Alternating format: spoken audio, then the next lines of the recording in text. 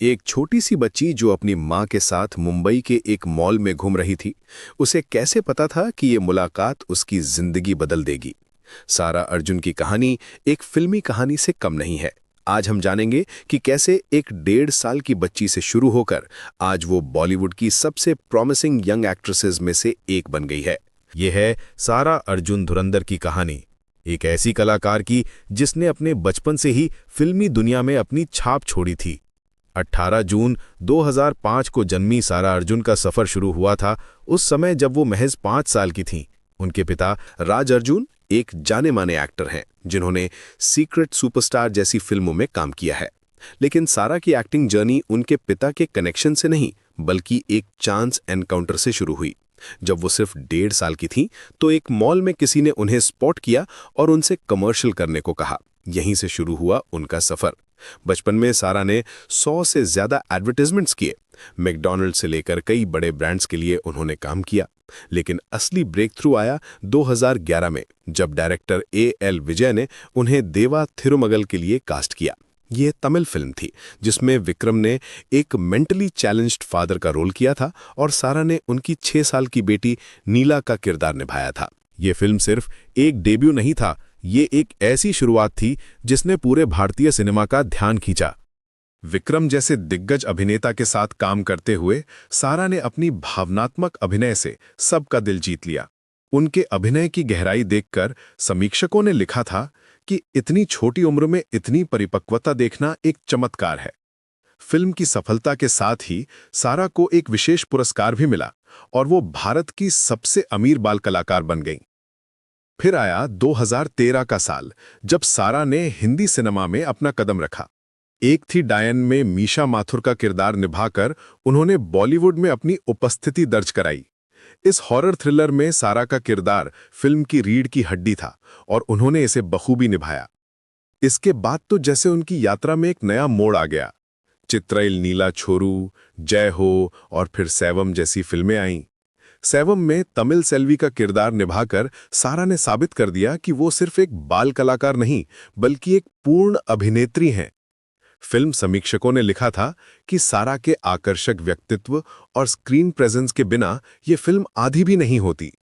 ये वो समय था जब सारा की प्रतिभा को पूरे भारत में पहचान मिल रही थी। इस फिल्म के लिए उन्हें विजय अवार्ड भी मिला था जो उनकी बढ़ती लोकप्रियता का सबूत था। 2015 में आई जज्बा में ऐश्वर्या राय बच्चन के साथ काम करके सारा ने अपनी बहुमुखी प्रतिभा का परिचय दिया। इसके बाद तेलुगु, मलयालम और हिंदी में कई फिल्में आई।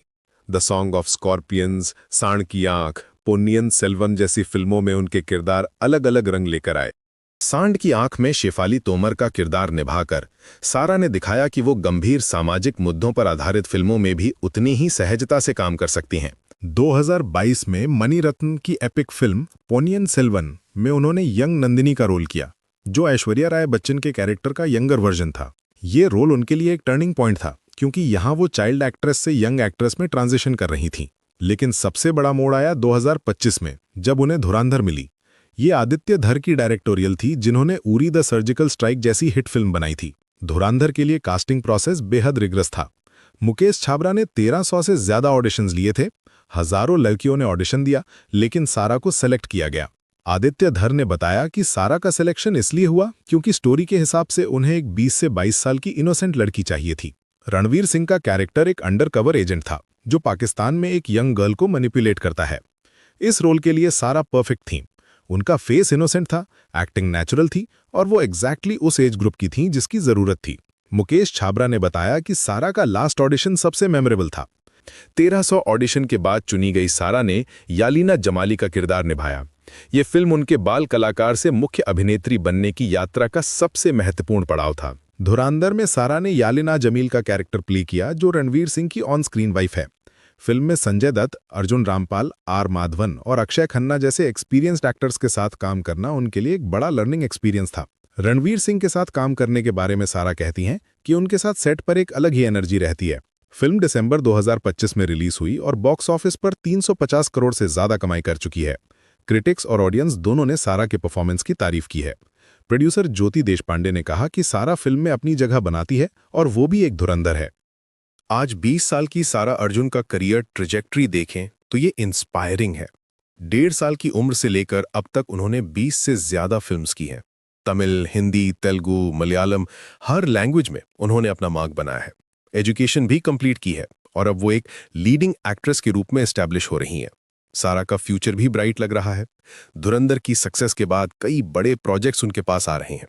उनका ड्रीम है कि वो एक इम्पैक्टफुल लेगेसी छोड़े, एक ऐसी एक्ट्रेस बने जो सिर्फ एंटरटेनमेंट नहीं बल्कि मीनिंगफुल सिनेमा भी करे। सारा अर्जुन की जर्नी एक परफेक्ट एग्जाम्पल है कि टैलेंट और हार्डवर्क के साथ अगर सही अपॉर्चुनिटीज मिल जाएं तो कोई भी अपने ड्रीम्स अचीव कर सकता है। एक मॉल में मिली चांस से शुरू होकर आज बॉलीवुड की प्रॉमिसिंग एक्ट्रेस बनना, ये कहानी हर एस्पायरिंग एक्टर के लिए इंस्पिरेशन है।